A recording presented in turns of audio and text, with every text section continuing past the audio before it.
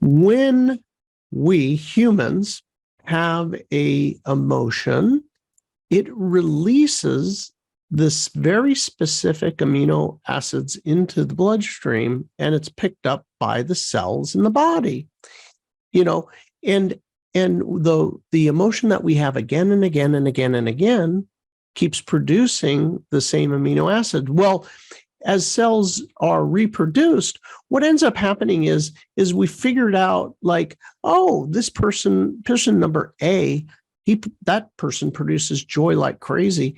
You know what? We need more receivers in the cell for joy.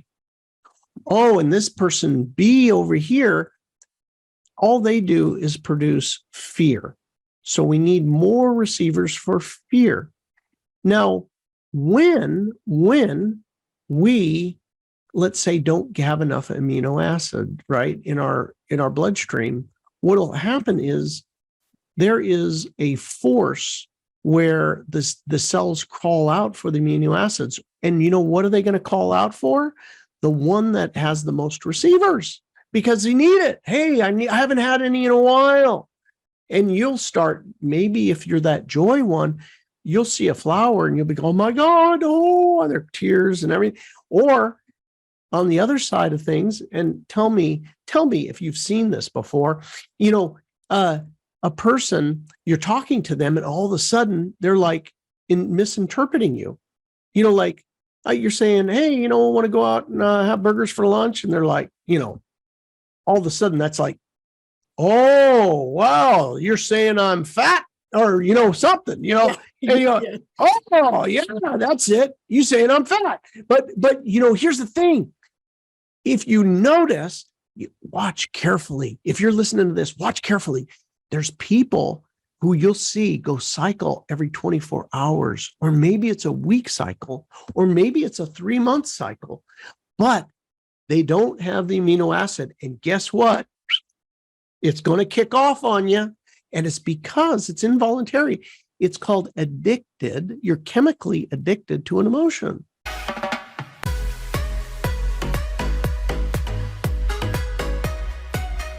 Hi, I'm Liz Larson. And I'm Bill McKenna. And together, we created the CognoMovement system. And we'd like to welcome you to the New Life Perspectives radio show, where we're going to be sharing with you tools, tips, and ideas that are going to change your life.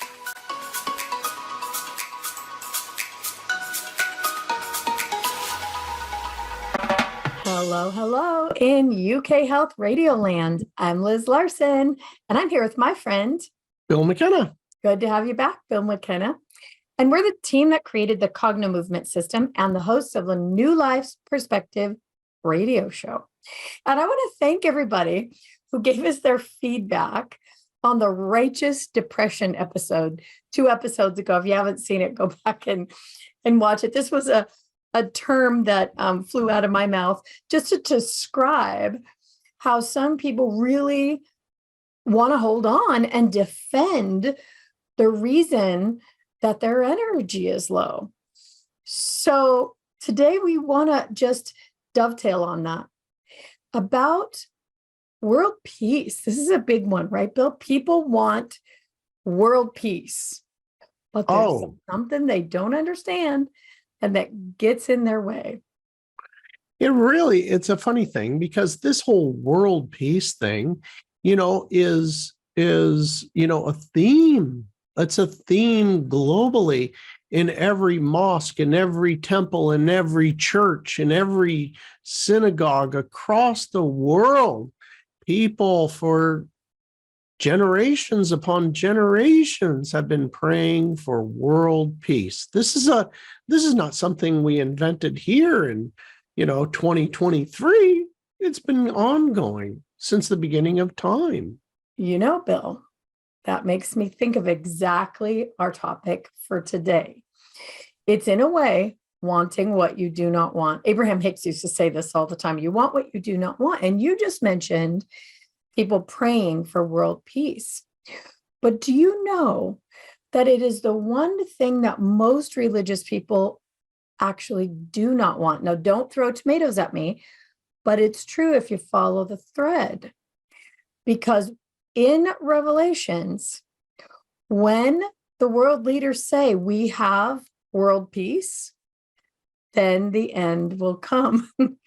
So that signals in a lot of paradigms Armageddon, not to get heavy right at the beginning of the show, but it does.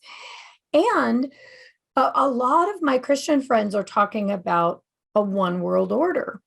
If we have everyone agreeing to one thing in the world, we have a one world order, which is things they do not want, because that's something scripturally that, is a big no-no. Well, it's heralds the Antichrist. So, well, isn't that interesting? I didn't know that. I don't study all that end of things. So, what an interesting perspective. Never considered that. Yeah. So it's really something wanted and unwanted at the same time. And even those of us who are not religious, there's something about that that's in the back of our mind. I think it's called a zeitgeist, one of those things that everybody kind of knows about and kind of agrees with, but is not really even sure where it came from, where they get the idea, something we all agree on. So let's bring it back down, away from Armageddon, but into what does it really mean when somebody wants world peace? I think what it really means is they personally would like to experience a peaceful world. And those are two different things, aren't they? Well, yeah, just the thought of it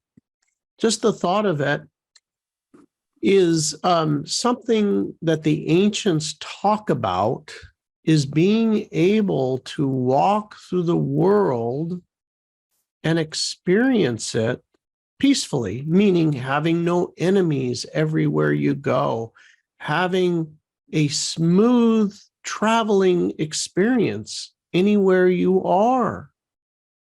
That the absence of conflict, the absence of enemies, these sorts of things, they talk about this as one of the gifts of the ancients when they had, activation of a certain kind of gift, also called a siddha. But anyway, it's really interesting because one of the things that you were bringing up, Liz, behind the scenes as we were preparing to go live with everybody today is that people are thinking that they want peace everywhere, but maybe what they're really talking about is to experience peace because they are experiencing conflict inside of them and they want that experience. Yeah, it's really true. I have even more proof, Bill McKenna, that people don't necessarily want peace. You want to know what it is? What is that? This one question, and I've asked so many people just to see what their reaction is, because the truth is, we don't actually want no drama. My question is this: if I showed you a video of rainbows and unicorns just dancing around, floating around, or I asked you to read a book that was the whole topic, nothing bad happens, there's no monster that comes in and eats them, it's just rainbows and unicorns, about how long would it take you to be like, I'm bored with this? Next. Think about it for yourself. Rainbows and unicorns, Bill McKenna, tell the truth. Well, gosh, Liz, when you said all this, you were saying, it was like, wait, nobody wants peace. Nobody really wants peace, really wants peace because of, this, wanting of drama. And my first reaction to it was, okay, Liz, she's gone off the deep end now. That doesn't make any sense, right? Well, when you framed it out for a minute and, gave me the opportunity to say, wait a second, it's rainbows and unicorns, and everything's mellow and everything's peaceful, and there is no problems anywhere. And by the way, that no problems is not even witnessing drama. Right. Any drama. And I think about it, I think about, like, what's the thing that I personally really enjoy? Like, I really enjoy being out on a boat on a sunny day out on the ocean. And I think about it, if there wasn't any, if it was just a beautiful, peaceful day, which I do enjoy, but Right. every day was the same. And guess what? There was no seagulls going after the minnows because the other bigger fish underneath the ocean were chasing the minnows and pushing them up to the surface. And the seagulls were coming down. And, I could witness the drama of life. The drama of life, right? Those minnows are none too happy about what's happening. And almost none of us would lay on that boat in the sunny day. Let's say it's just you and, you're out on the deck and you're enjoying the sun. You're probably listening to a podcast or reading a book that has some kind of drama in it. Even if you think about little children, so they have these shows that are for, about 6 months to 3 years, like baby shows. And even in them, there's a little bit of conflict, a little bit of drama. We have the hero and the anti-hero, the antagonist and the protagonist. And there's a little problem and they learn how to work it out, right? Even babies would get bored with just like a butterfly flying around after a couple of minutes. So we watch crime drama. We read novels that people are cheating on each other, right? We want to hear a story where there's, some kind of a conflict and people work it out. So the truth is, we really do like ourselves a little bit of excitement, right? I think what people are really saying is they don't want the kind of trouble in their life that's really painful. And then they kind of extrapolate that out. Well, okay, you know what, Bill McKenna, what my real problem is? I saw on the news that other political party, they're going to ruin my life over there. They're setting it up. They're going to ruin my life. And you know what else, Bill McKenna? Do you know another reason why I can't be happy? Is I saw there's children starving in Afghanistan. And do you know another reason I can't be happy? Is they haven't cured cancer yet. So how can I have peace? How can I see that the world is peaceful if all these impossible problems are happening at the same time? So what I think people are really saying is, how do I actually feel comfortable in my own skin, in my own life, and not feel as though I'm going to be killed or my family's going to be harmed or I'm going to lose everything right now? What do you think they're really talking about? I've never really thought about it, Liz. I mean, you brought up the most interesting of points. Welcome to my dream. Yeah, it's amazing, isn't it? But I look at, movies, right? For example, everybody likes the movies, right? Guess what? Every movie has one thing in common. Did you realize, and I know everybody listening to this, what do you mean every movie's got one thing in common? Something goes wrong. Yeah. Something goes wrong. Every movie you've ever watched, if you go back in time, even to when you were, watching the Disney movies, yeah, something goes wrong. It's not interesting until, something goes wrong. You need that. And so your point is very much dead on for all of us. All of us in our lives, we desire it. And isn't that the irony the irony is that we want to witness, watching somebody else's, thing that happens, Mhm. Even if you're out playing with your family at the river, we like to go on these adventures where we go up in where there's a lot of woods and mountains here, and there's these gorgeous pools, clear, crystal clear pools. It's absolutely beautiful and serene.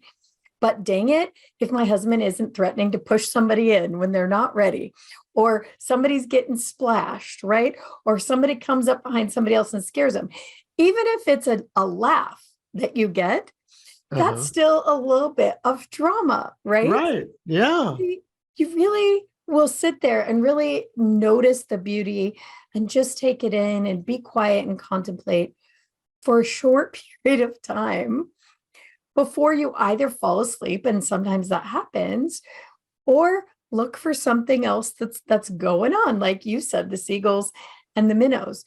So it's funny, and I think it's a really good point to think about what you really want. Some people know what it is they really, really want, but most people don't. They don't really understand, what does it mean for me to be peaceful, to be happy, to be joyful, to be satisfied in life, just satisfied. Like, okay, this is all fine. Everything around me is fine. We don't even want to stay there for very long. Even if we're satisfied, we look for another goal, right? If everything's okay now, I'm going to head towards something else, something new, something more exciting, something to get myself going, which creates risk. Again, we start the pattern all over again, right? Exactly. Starting the pattern over again. And how many times have all of us seen somebody do this in finance, in relationship, in business? Well, there they go again, right?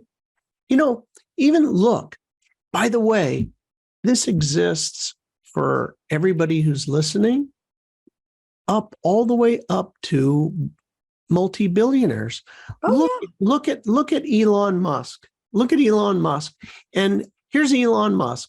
He got all the money he needs to go get an island, and just while away his, days under a palapa, forever. But he's got to, no. I got to start something else big, and I need it to be risky. And he starts trouble. Yeah, he starts trouble. I need something. I need to dice it up, so much so that he's now even looking, I don't know if you saw the latest one, he's looking to get into a octagon, like a mixed martial art fight with the head of Facebook. So it's too financial. Oh yeah, it's real. He's really looking to get into a ring now with Mark Zuckerberg.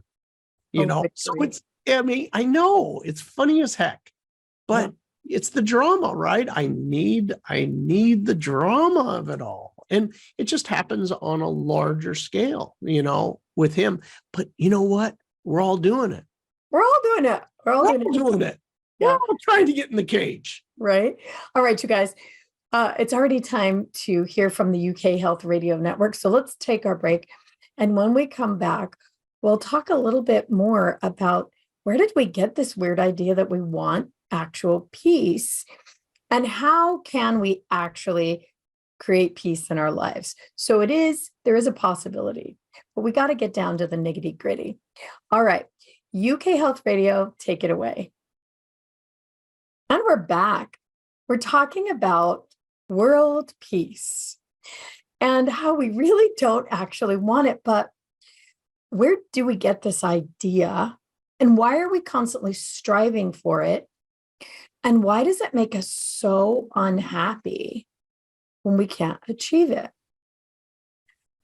So I would like to say probably it's that same underlying thing, probably religious upbringings, probably things that, if you kind of extrapolate that, even if you're not a religious person, there's this thing about being peaceful and calm and kind and and all of that, right? That sort of probably harkens back to that. And our, our marketing, our advertising, we hear it from society. What you want is peace. And I think we've established that that might be a little bit of a lie. It's the strangest thing, now that you brought it up, it's kind of it's interesting that nobody ever talks about that. I don't think I've ever heard anybody say, no, you really don't want peace. You truly don't. But what we do want is this going through life without having enemies, with our lives and our interactions being smooth and effortless and prosperous and fun and these sorts of things. So there is a method to get there. And the method is really not very obvious at all, because all of us look to the external. And what do I mean by look to the external? Well, I would say that if you find yourself driven to start a business, to be financially successful, maybe you find yourself driven to have a large family.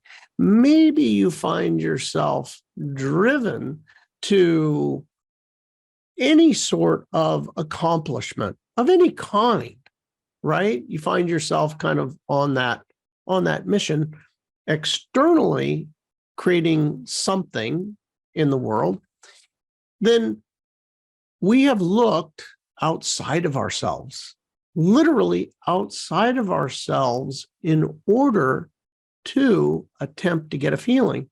It's very, very interesting, I find, that if you break down whatever you do, whatever it is that you listening do, you'll find that you're trying to get a feeling. You're trying to get a certain feeling. Yeah, let me comment on that really quick, Bill, because this is really, really important what you're saying. It is a feeling that you're looking for. And I think we have to get specific about what kind of a feeling. So we were talking about righteous depression last week. Well, we also have our righteous wars, right? Think about the feeling if you've ever been around a group of women who has somebody that has pissed them off, right? They have a righteous war against that person, and they're looking for a feeling of, we're all together in this fight. We watched the Guardians of the Galaxy the other night. You know how they have the group, the pack, the warriors, and they slow it way down, and they all have that real cool walk, and they're sort of yeah. That is the feeling I think we get when we have a righteous war against somebody. Somebody's ex-husband is doing them dirty, and they're the person we are against, and we're all doing that slow motion cool walk. Like, there's a feeling in that, right? I didn't know. You know what? I guess I never looked at it that way. But I'm surrounded by a lot of females. I got 8 sisters, mom, and I got anyway a lot of women. But it's funny because I never looked at it. But you're right. I mean, when it's on, it's on, and it's on, and they're all in together, moving in a certain direction. Well, even if it is, I'm against child trafficking, or I'm against, racism, it's a righteous war, and you got that feeling like I am a bad, bitch. And I am, you got the slow, cool walk, and we're in this thing, and we're going to go for it, right? It's a righteous war. It's a righteous feeling in the body towards a fight. It's not exactly inner peace. It's just not exactly inner peace. So we have to really be careful when we consider what do we really, if we're actively looking for peace, what is the feeling? What specifically do you want to feel? So is it a flat line, neutral, or do you want to feel just generally pleasant, satisfied, happy? Or do you want to be like, forgive this word because it's a little bit rude, but balls out happy, having a great time? Like, do you want to be on the Girls Gone Wild boat? Like, or having a great time? Like, so what specifically, how specifically do you want to feel? And this becomes very poignant when you consider the work that you and I do, Bill, because this is everything we're talking about. What is the feeling that stops you? And what is the feeling that gets you moving forward? Now, that slow motion superhero walk, that gets you moving forward. Right. Peace. Is it that you want to sit in a conversation with someone who talks about the things that really get your mind going, and you're working on ideas and you're excited about possibility? So for me and my body, that feels great. That feels like peace, but it's also excitement, and there's no war in it, right? There's no war. I am one of those women, and we have a tribe of women, and I can feel that sensation when we're against somebody and there's that superhero walk, or when we're in talking about ideas, what's possible, how can we create something cool or better. Even sometimes it's like we fantasize about creating our own fashion lines because we can't find the clothes that we want. Even that feels like forward moving excitement. So let's talk about that a little bit. Like, how does a person decide what they do want for a feeling? How do they even begin the process? That's really interesting. The majority of humanity is stuck in a feeling of not, like they don't feel how they want. And this, is an interesting thing because, for some, it's like resignation. I'm just going, this is how it is for me. And this is just how it is. I got this feeling and it is me. The feeling is me. Now there's a positive side to this, and that, not resignation, but it can be motivating, to have this unpleasant feeling like, no, change is afoot, right? I'm going to leave this person. I'm going to quit that job. I'm going to start that company. I'm going to do whatever, right? Yeah. You know what? I have a little story about that. I knew people, and I'm a keen observer of people. That's one of my side hustles that kind of has helped us in this whole business, right? I'm a keen observer of people. And I noticed people who would, in their relationship, start a fight so they could have a feeling. It was a way to create emotion. They'd long since passed that phase in their relationship where they felt elated, and in love. So they would start a little war. So they would have a feeling, they'd start a fight. Sometimes it was an unholy war, and then, they could make up again. Right. And I watched it again and again and again. And I realized, these are people who don't actually know how to create a feeling of love and desire and passion without a fight. So we're talking, when we're talking about this, you really have to consider that. Like, what is the motivation in the feeling and where does it go? And in that one, it kept a couple interested together. Like this one couple I can think of specifically, but I've known many, we'd all go out and we're having a great time and having some drinks and dinner and couples nights, and inevitably they'd start a fight every time. And I kept thinking, what are they doing? Why do they bother to go out? Until I realized that they were trying to create that intimacy through a war, through a fight, right? Yeah.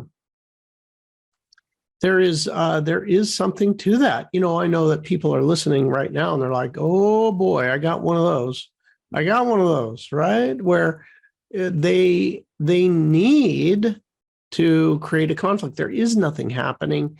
And it's almost like a compulsive need to create something out of nothing because they aren't getting it. Huh? It's a righteous war, Bill McKenna. It's a righteous war, right? Yeah. Yeah. It's not very fun being on the other side of that, but I think it's really kind of a need. Like they're not aware that there is a feeling in their body that's generating this need. No, I shared with you something I'm always telling on myself. You guys know this, but it's an evolution in understanding what does it mean peaceful for you? What is the feeling? What do you actually want? What are you trying to accomplish? And most of the time we don't even realize that we're doing it. Like those couples don't realize that's what they're doing. They just think their partner's doing something wrong and it makes them mad and, and they go about their business. But one thing that I realized was, my husband, he would irritate me about this or that, how spouses do, especially you men, Bill McKenna. And I noticed that my irritation had a shelf life. I don't know if I told this story before, but, it would be a period of time where I would be annoyed. And my husband kind of learned that if he left me alone, I would get past it, because he was always nice about apologizing or whatever, sorting it out quickly. But my body wouldn't process that emotion out quickly. So maybe I'd be irritated for a couple of days. Maybe I would do what we women do and I would not text him or call him. It's like the phone cold shoulder game, right? But I would in my body feel annoyed still for a period of time until with CognoMovement, our tool, because we can change these sensations, I could get myself to neutral really quickly. And then over time, I could recognize, oh, okay, there is no war. There is no righteous war here. There's nothing else to be irritated about. And then I could turn my attention to thinking he was cute again, right? Way more fun, way sweeter. And so all of a sudden there was this shift in our own relationship where he realized, wait a minute, what happened to the shelf life of irritated? It's just gone because it was just a feeling. And this is moving towards that peace. I didn't want to feel that way anymore.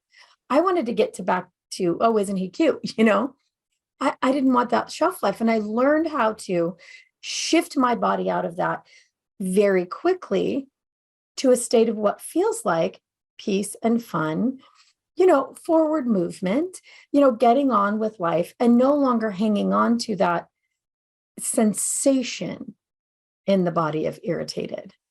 Does that make sense?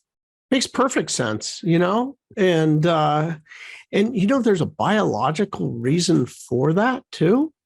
It's amazing. There's Bruce Lipton, Dr. Bruce Lipton. He's a molecular biologist, and he talks about these receptors that are in every cell in our body, and we have a receptor for very specific amino acids.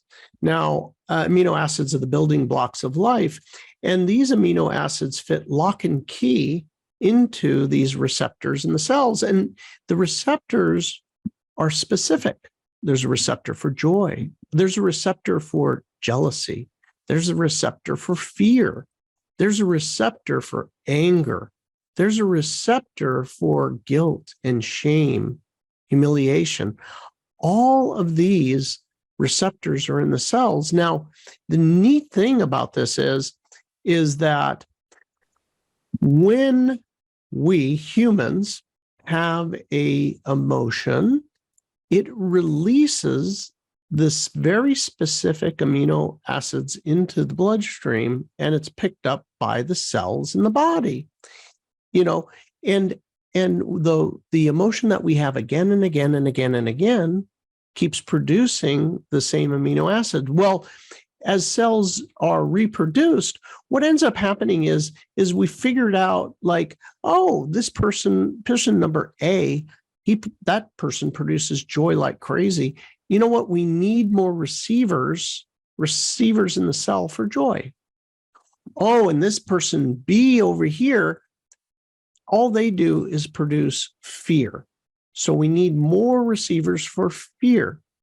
Now, when we, let's say, don't have enough amino acid, right, in our bloodstream, what will happen is there is a force where the cells call out for the amino acids. And you know, what are they going to call out for? The one that has the most receivers, because they need it. Hey, I haven't had any in a while. And you'll start, maybe if you're that joy one, you'll see a flower and you'll be going, oh my God, oh, and there are tears and everything. Or on the other side of things, and tell me if you've seen this before, you know, a person, you're talking to them and all of a sudden they're like misinterpreting you. You know, like you're saying, hey, you know, I want to go out and have burgers for lunch. And they're like, you know, all of a sudden that's like, oh, wow, you're saying I'm fat or, you know, something, you know, Yeah. and you go, oh, yeah, that's it. You saying I'm fat. But, you know, here's the thing. If you notice, you watch carefully. If you're listening to this, watch carefully. There's people who you'll see go cycle every 24 hours, or maybe it's a week cycle, or maybe it's a 3-month cycle, but they don't have the amino acid. And guess what? It's going to kick off on you. And it's because it's involuntary. It's called addicted. You're chemically addicted to an emotion. Yeah, absolutely. Absolutely. And the hard part is that most people have no idea that that's actually very quickly changeable. You know, they don't know that you get to choose how your body feels, but you really do in some ways have to teach your body a new way. It's like I was talking about that being irritated and the shelf life. Very quickly, I don't have to do a CognoMovement session for it anymore. My body recognizes I'm in a state of irritation and I don't like that. There is no problem. We're done with that. And I now know how to shift into what we kind of call our core attracting feeling, the sensation of good. You were saying to me the other day, you know, Liz, it's funny. I just have this sensation of pleasure. We now know to point it out. Like, I just feel good for absolutely no reason, because our bodies have started to convert to being more comfortable in that state and much less comfortable in the states of irritation, anger, fear, pain. We recognize it almost instantly. And the body's like, ew, I don't like that. We've converted into having far more receptors, creating far more dopamine around everyday average stuff, like a meal. We all went for a business meeting. We were down in San Diego to this place called the Morning Glory. It's fabulous. And we're best bacon in the world. Yeah. And it's so fun. It's so cool. Such a cool place. And Leah, our business manager, and I, Bill, you know, I don't think he was so impressed with it, but it's a pretty place. Oh, I was impressed. Oh my gosh. Yeah. Well, who knows how we turned our show into a promo for promotion for Morning Glory. Morning Glory restaurant in San Diego. But the bacon was just, I never had anything like it. It was so good, but it was pretty. And there was all these things. And Leah and I, Bill can vouch for this, we were almost euphoric. Look how beautiful this food is. Oh my gosh. Look at the ruffles on the shades, you know, over the tables. Oh my gosh, this table's made of rose quartz. We were absolutely joyful, ecstatic about how fun this place was. Now, it had nothing to do with our lives. It was just a snapshot. But we now have those receptors, and we were able to just be there in that moment and bask in the coolness of this place, right? Right. Yeah. Hey, you guys, we're right up against that, our time clock again. We need to hear from the UK Health Radio. They have such great things to say. Let's hear from them. And when we come back, let's talk a little bit about this, Bill, about what does it mean for each person? How do they decide what feels good for them? Does that sound good? Yes. All right. UK Health Radio, take it away. Okay. And we're back. We're talking about righteous wars. We're talking about what is peace? Do we actually want it? And how do people actually get to a place of deciding, Bill? How do they get to where we are? And many people in CognoMovement of being less comfortable, less superhero walk and more, oh my gosh, isn't that interesting? How do they get there? Here's a I guess getting there is a journey, and it doesn't have to be forever, but there's a couple of things to understand. And the first thing to understand is that what you're feeling for the masses of humanity is that you're in a reaction type environment and mode where whatever's going on, you're simply having reactions. You feel how you feel, and you're not really able to choose something different. What do I mean by that? What do I mean by this? Is as you go through your day, you get up and how do you feel? Well, I feel how I feel, whatever that is. I feel good or bad or whatever, kind of blah, whatever. But imagine for a second that you had the ability to simply eliminate the blah feeling, eliminate the kind of, as Liz Larson says, the salty feeling, yeah. Or, eliminate the, I think something's wrong feeling. Mm-hmm. That's what a lot of people wake up with is, something ain't right, or I'm bad. waiting. Yeah, you feel bad. And then your brain looks for a reason about what does that mean? Yeah. And that is a real thing. I always tell people, that that it's really a feeling because at a certain time in your life, you may have not felt well. And then you asked yourself, why do I feel this way? And you literally search with your eyes. You're looking kind of around with your eyes and why do I feel? Oh yeah, it's them. Oh, that's why I don't. Unfortunately, a lot of times it's the first person that crosses your path. So your spouse, I must be irritated. It's clearly them or your child or your dog or the first thing that comes up on your scroll. Your body and brain are going to connect it to, well, that's why I'm irritated.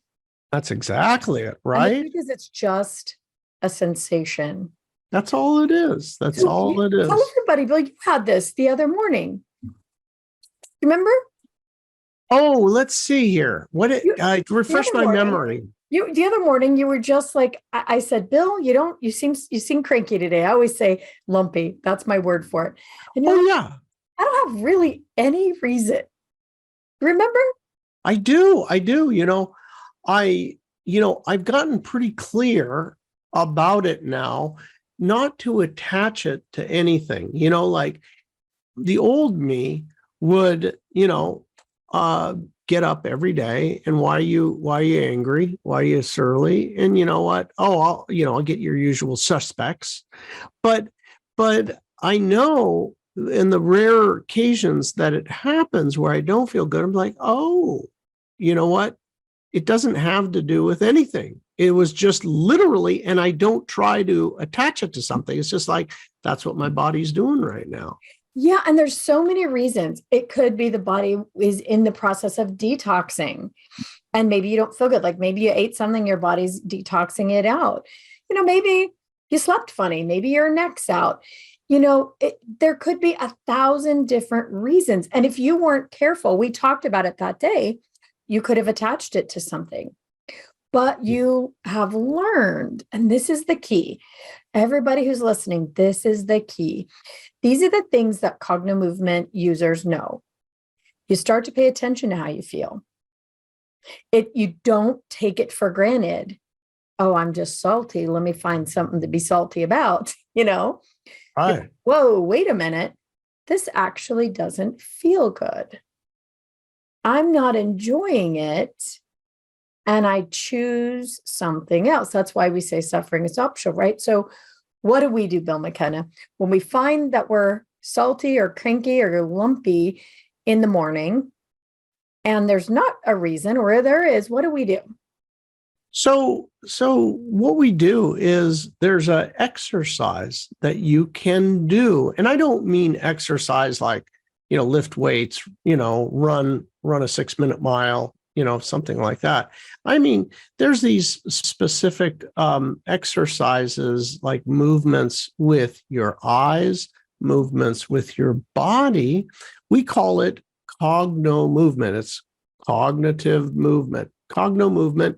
And you're basically allowing your full brain and your nervous system to get a look at the problem. What that sounds, I know you're listening, you're like, what do you mean your full brain to get a look? Well, it turns out that you can access different parts of the brain by moving your eyes to different positions. So with the eyes being in a different position, you will have a different part of the brain activated looking at this situation. Yeah, it matters whether you sleep on your left or your right side. If you're sleeping on your right side, your left brain is more activated because the right side is stimulated. We have this cross body. The left brain uses functions, makes the right side function, and vice versa.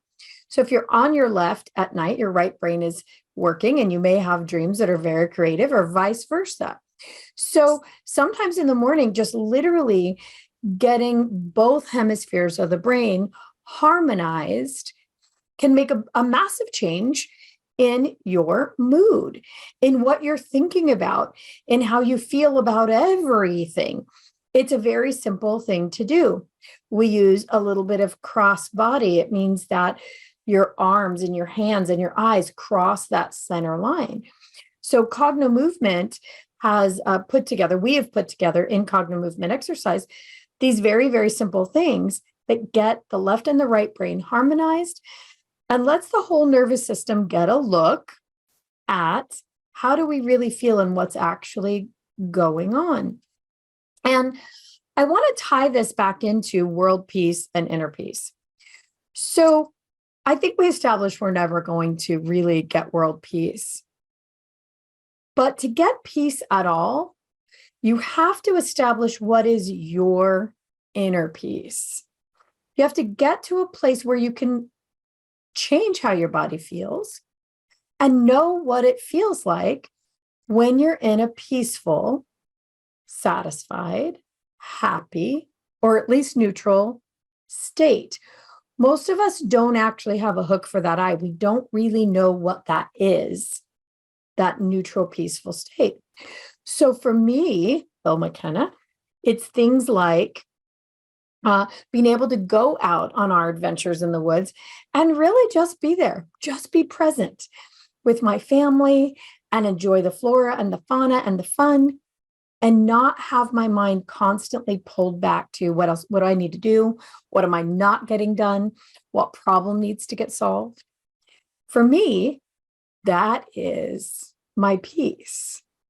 And then when I have that peace, my family's much more relaxed, right?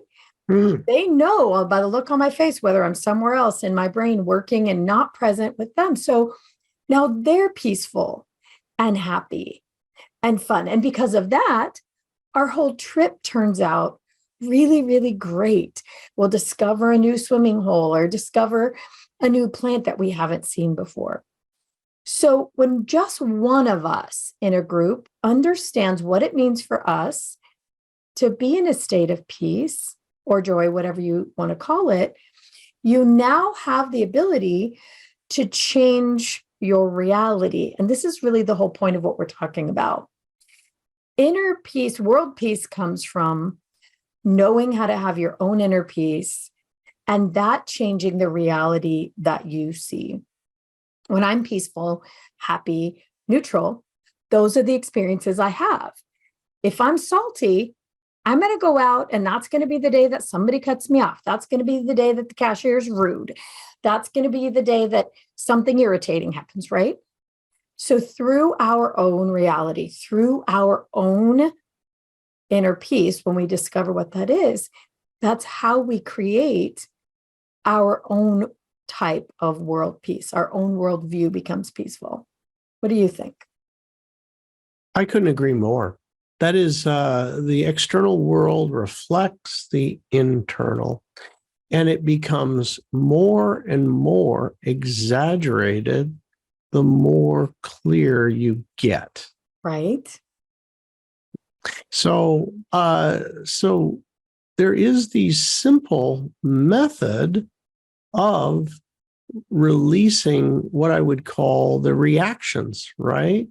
The compulsive behavior or reactions that you're having. These reactions are really the things that you don't want, right? You're taking control of the unwanted so that all of the wanted can just naturally emerge. Imagine that. I no longer am jealous. I no longer am fearful. I'm no longer angry.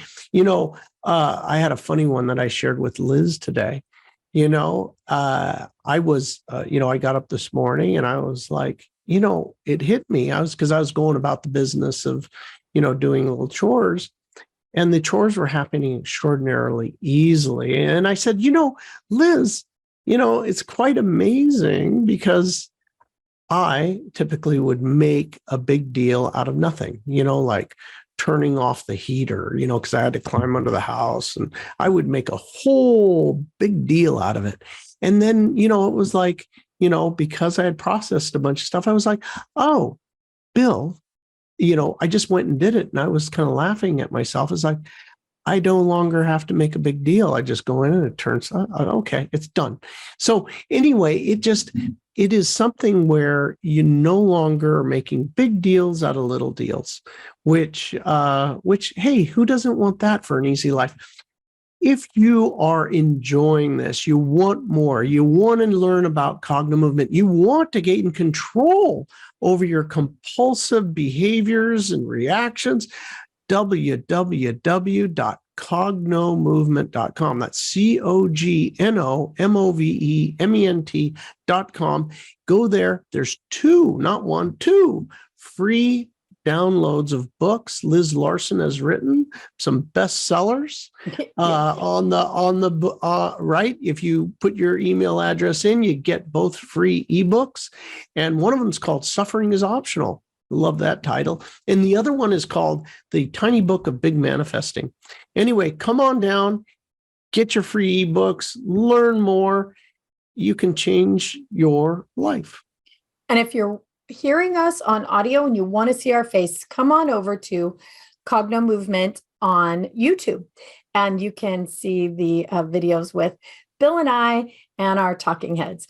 So, all right, everybody, until next time, be safe and be well. And we'll see you again next week with a really interesting topic one more time. All right, guys, talk to you again soon. Thanks for being here with us on the New Life Perspective radio show. For more information or to find out more about the work that Bill and I do, please visit us at CognoMovement.com or email us at info@CognoMovement.com. See you again soon.